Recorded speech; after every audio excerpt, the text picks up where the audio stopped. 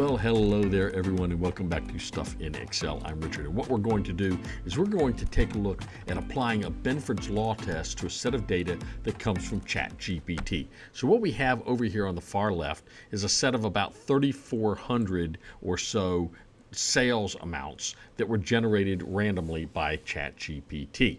Now, what I've done already is I've already assigned or determined what the first digit was in each one of those, and I'll show you how I did it. I've also set up the spreadsheet so that it's going to be easier for us to do the Benford's law test and walk you through it so I don't have to set everything up from scratch. So let's go ahead and look see what our data is. So first of all, you'll notice I've got this data in a table, and in addition, what I've done to this data is I have named the ranges. And I've got videos on how to do that. That's going to make our formulas a little bit easier. Now I've got a total. I start here at cell 2 and I go all the way down to cell 3441, which means there's 3,440 transactions or amounts here. And I wanted to determine if these amounts adhere to Benford's law or not. So let's go back up to the top of the screen. And I've also determined the first digit. Now, the way I did that, if you look at the formula in the formula line, what you'll see is I used the left function. I did equals left, and then what I did is I simply identified which cell I'm targeting, which is the cell immediately to the left of it, and I wanted to choose the first digit. So that's the formula I used. It's really easy for you to do. And I've got a whole video on how to do that function.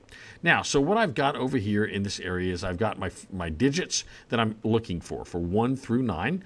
I've got the count of those. How many times did a 1 appear, a 2, a 3, etc. And I'm going to show you how we get that.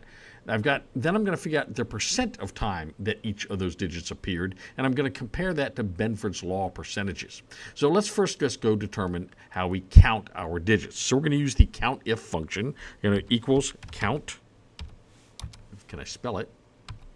If, and I'm going to use my control A, and what I want first is my range, and my range is going to be this entire data range here, and I'll highlight it. Now it's going to identify it, see, as table first digit. So that's because I named that range of data as first digit. I pre-named that data range. Now, the advantage of this is when I copy my formula down, it's not going to change the data. The data range is still going to be the same, so I don't have to fix my references or anything like that. Now, the criteria are going to be whatever the cell is to the left, and I'm simply going to scroll up and identify that. It's the one over here in cell D3, and so I'll hit enter.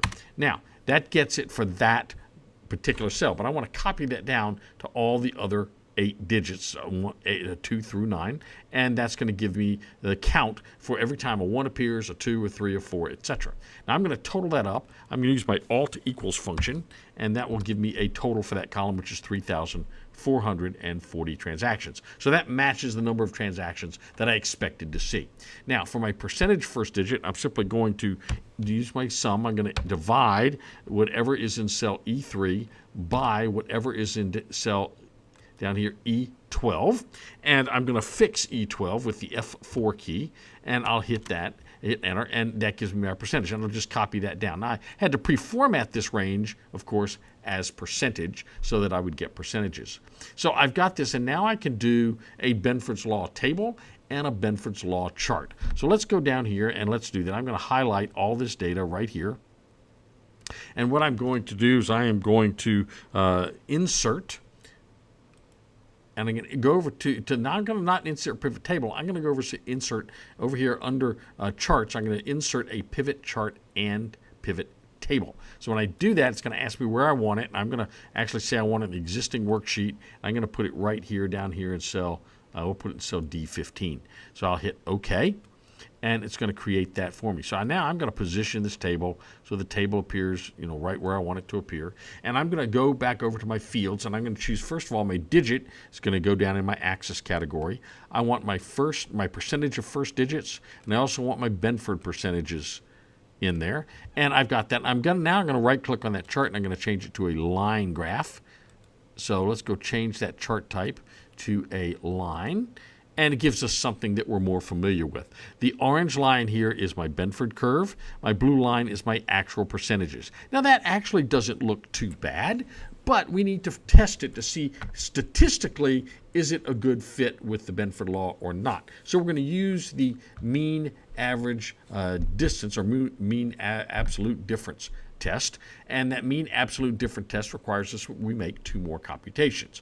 First, we're going to have to go back up to our table, and we're going to take the difference between the Benford law column, Benford law percentage column, and the first digit percentage column. So we'll simply take the Benford percentage and subtract the first digit percentage, and that's going to give us an amount. Now I'll copy that down the page. You'll notice that some of these are going to be positive and some of these are going to be negative, and that's certainly okay.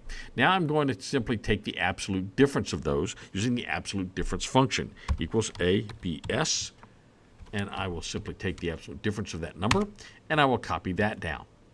My final step is going to be determining the average of those absolute differences. Now, I've already preset this up, so I've used conditional formatting. So if this is close conformity, it will be green. If it's acceptable conformity, it's going to be blue.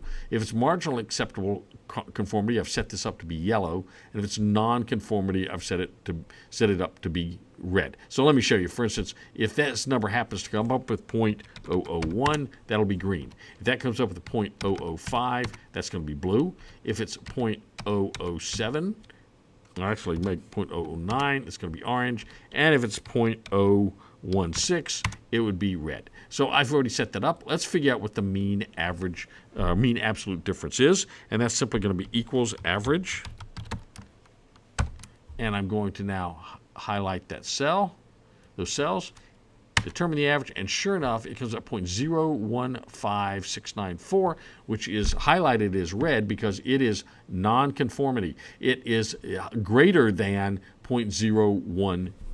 So this distribution, even though it looks pretty close, statistically is going to be identified as a non-conforming set of data, which means that ChatGPT created a set of random data, and that random data does not match Benford's law, which is a high indication that it was created by artificial intelligence and that this data is not, in fact, good data. So this would be a nice test to see if this data is fraudulent or not. Hopefully that was helpful. See you back here real soon on Stuff in Excel.